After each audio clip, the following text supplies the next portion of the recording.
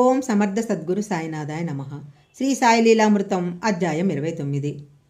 కామేశ్వరమ్మ తమకు తెలిసిన వారి నుంచి శ్రీ సాయి లీలామృతం తీసుకొని శ్రద్ధగా పారాయణ చేసింది.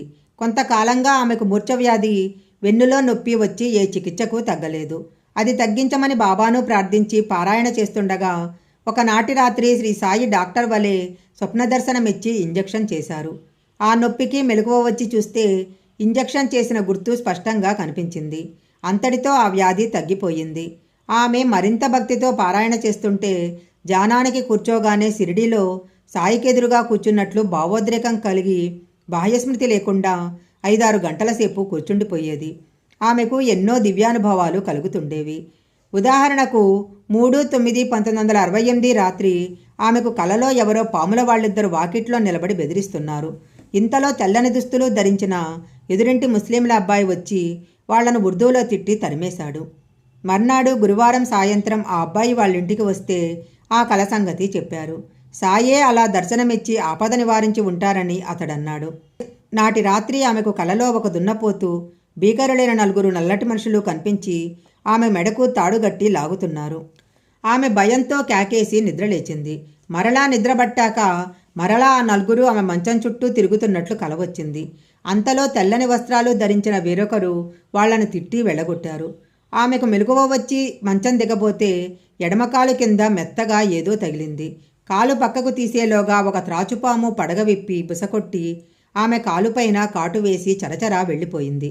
కొద్దిసేపట్లో ఆమె శరీరం చల్లబడి చెమటబట్టి గుండెలు బరువెక్కాయి. కొందరు పరుగున పోయి పాముల నర్సయ్యకు ఫోన్ చేశారు. కొందరు ఆమెను డాక్టర్ వద్దకు తీసుకువెళ్లాలన్నారు.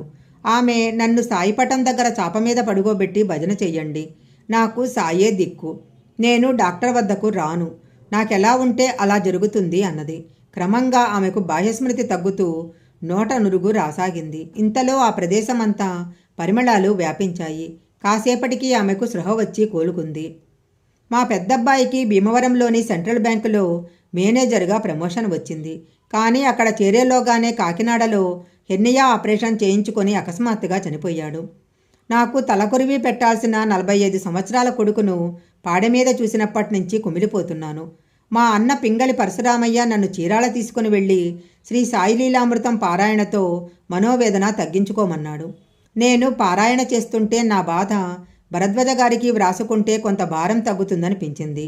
బాబాయే ఒకరోజు కలలో కనిపించి ఏడుస్తూ కూర్చునే కంటే వ్రాయాలనుకున్నది వ్రాయరాదా అన్నారు. అటు తర్వాత ఆయన 2 సార్లు నా చనిపోయిన కుమారుణ్ణి తెచ్చి చూపించి మరలా వెంట తీసుకెళ్తున్నారు. ఇది నాకెంతో ఆశ్చర్యంగా ఉన్నది. మొదట నాకు బాబా మీద నమ్మకం లేదు. మా అమ్మ మాత్రము శ్రీ సాయి లీలామృతం చదువుతుండేది. మా అమ్మకు ఎక్కువగా రక్తస్రావం అవుతుంటే అది తగ్గితే బాబాను నమ్ముతాను అనుకొని గ్రంథపారాయణ చేశాను. పారాయణ పూర్తయ్యేలోగా ఆమెకు తగ్గిపోయింది. నాకు విశ్వాసం కుదిరి అప్పటినుంచి శ్రీ సాయి లీలామృతం పారాయణ నా నిత్యకృత్యమైంది. ఒకరోజు సాయి కలలో మా తాతలాగా కనిపించి నిన్నంతా ఆకలితో మాడిపోయాను తెలుసా, నైవేద్యం పెట్టలేదే అన్నారు. మెలకువ వచ్చాక గుర్తొచ్చింది. ఆ రోజు సాయికి నైవేద్యం పెట్టడం మరిచాను. 3వ రోజు హారతి పాడకుండానే నిద్రపోయాను. నాటి రాత్రి సాయి కలలో కనిపించి అన్నీ మర్చిపోతావేం, హారతి పాడడం మానేశావే అని మందలించారు. తరువాత మార్చి నెలలో మాస్టర్ గారిని దర్శించినప్పుడు ఆహారంలో ఇష్టమైన పదార్థం బాబాకు విడిచి దాన్ని తినటం మాని పారాయణ చేస్తే కోరినదవుతుందని చెప్పారు. మా అమ్మకు షుగర్ బాధ తగ్గాలని నేనలా చేస్తే సాయి కలలో కనిపించి ఉప్పు తినడం మానమన్నారు. మరలా జులైలో కనిపించి ఆ నియమం మానేసి శ్రీ సాయి లీలామృతం 7 సార్లు పారాయణ చేయమన్నారు. సెప్టెంబర్ 8న హైదరాబాద్ వెళ్తున్నాను.